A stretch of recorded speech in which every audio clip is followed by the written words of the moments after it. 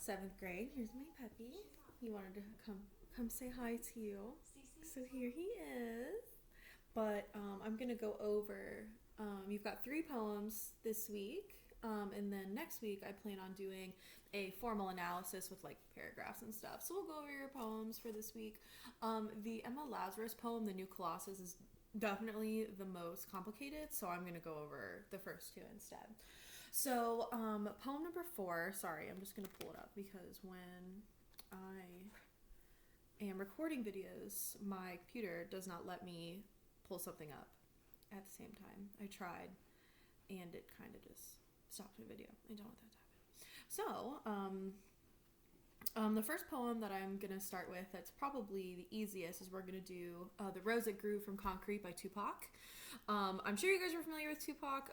Super famous rapper, died in the 90s. He spoke a lot about social justice and, uplifting the Black community and stuff like that. So this is one of his most famous. I teach this every single year. It's one of my favorites. It's actually the first poem I ever taught ever. So my mentor teacher, when I taught at Withrow, she showed me this poem, and it's like the first thing ever. So this is a very special poem to me. But if you guys are familiar with Tupac, this might be a little easier. But if you're not, just basic information. He was a rapper. He really fought for rights for Black Americans. He was big into social justice and kind of social commentary. So, he was an activist.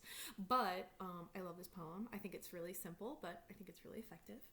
So it's called "The Rose That Grew from Concrete" by Tupac. So for your TP cast, and remember, it just looks like this. You have these different, you have these different categories. So the first thing we have to do is we have to look at the title and try to decide what that means. So the first thing you do is just look at the title, and that's it. So it says "The rose that grew from concrete." Roses typically do not grow. Nothing grows from concrete, obviously. So, that might be something to mention, is that roses usually are very specific. They need to have like a nice place to grow, and they're like a very pretty flower. Why has he chosen a rose? What does the concrete represent? So make sure you look at the title first. And then we'll go to paraphrase. So let's go ahead and read this. It says, "Did you hear about the rose that grew from a crack in the concrete? Proving nature's laws wrong, it learned to walk without having feet. Funny it seems, but by keeping its dreams, it learned to breathe fresh air.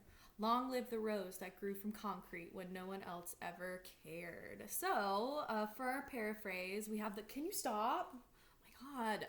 So, for this poem, we have the story of the rose that grew from concrete. So obviously the title is about the main subject of the poem.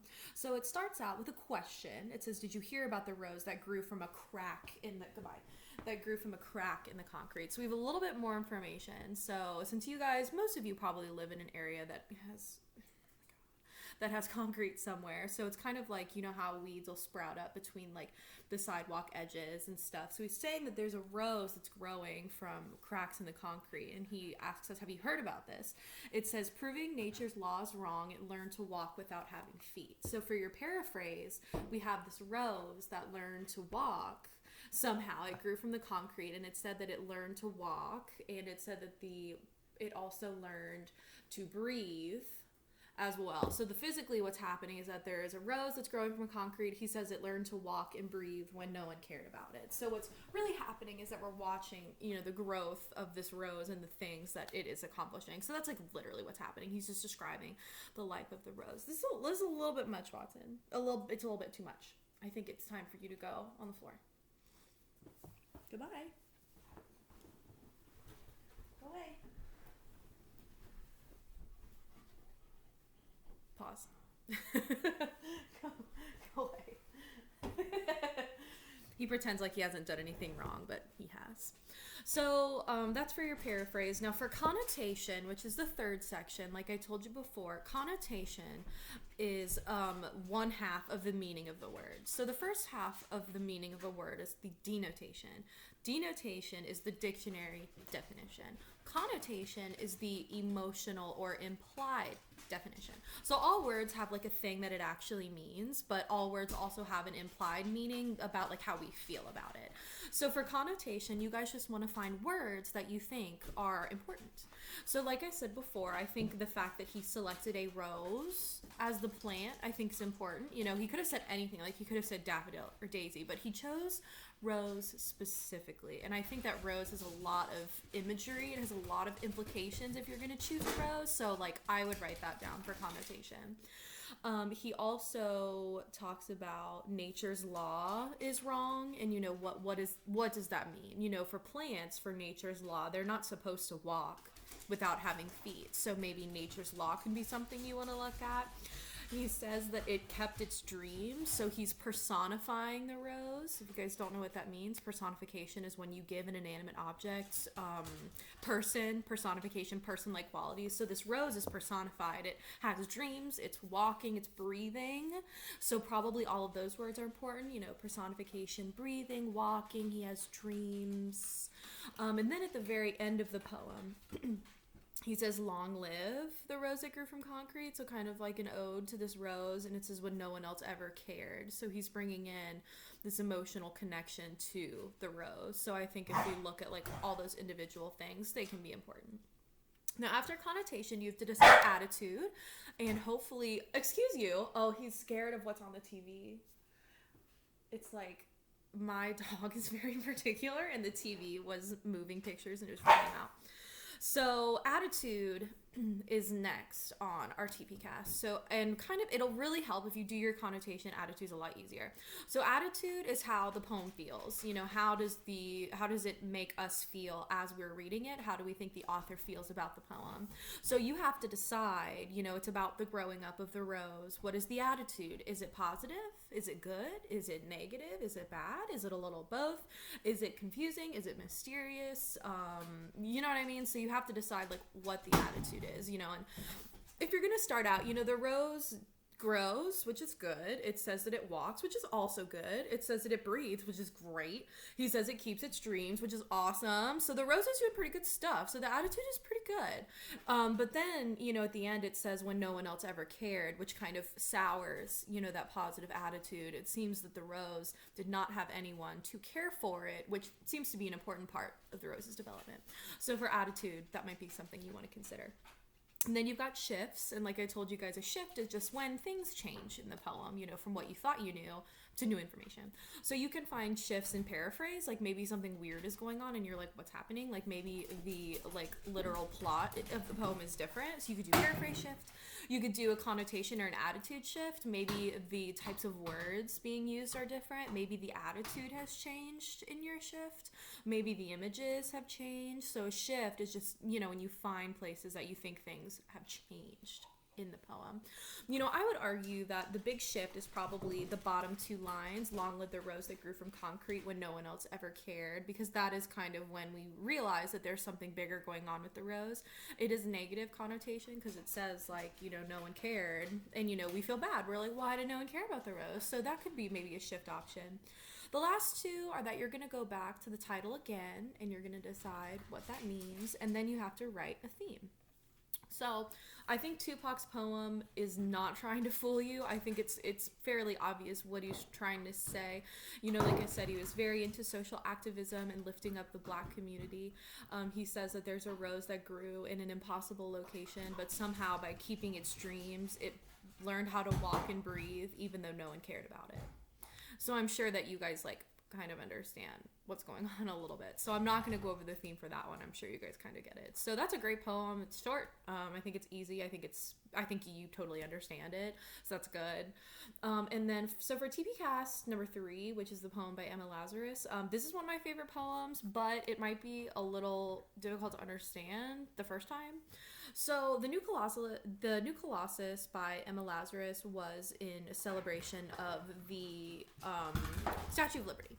So the Statue of Liberty came to us from France. It was a gift. So the Statue of Liberty, it was like a whole thing. It was also the entrance through Ellis Island, which if you guys are familiar, Ellis Island is where immigrants came through to come to the United States. So Statue of Liberty, it was a whole thing. So she kind of is writing about the Statue of Liberty as the new Colossus. Now, if you are wondering what the old Colossus was, I'm going to post a link for this in a minute. But the old Colossus, whatever it is, the old Colossus is a statue that already existed, and it is in Rome, I'm pretty sure, either Rome or Greece, but it was the one, hold on. trying to pull up a picture so that I can try to show you guys on... Here we go. Yeah, so Colossus of Rhodes. Thank you, Google. So Colossus of Rhodes is a statue from Greek mythology, and I know it's a little bit hard because of the light on my phone, but I'll post a link. But this is called the Colossus of Rhodes in Greece, and it's very similar to the Statue of Liberty. They have the same crown. And the Statue of Rhodes was the entrance to Greece. So it was like she is kind of referencing this point in history, but I'll post this link online so you guys can see it. But this poem is about the Statue of Liberty. And if you guys don't know a lot of history about the Statue of Liberty, I'll post some links so that, you know, it can help you a little bit. But the new Colossus is comparing the Colossus of Rhodes to the Statue of Liberty. So I'll go ahead and read it, and hopefully that helps you a little bit as you're reading this poem. This poem is actually etched into the Statue of Liberty itself. So it's really symbolic for, you know, what the meaning of Statue of Liberty.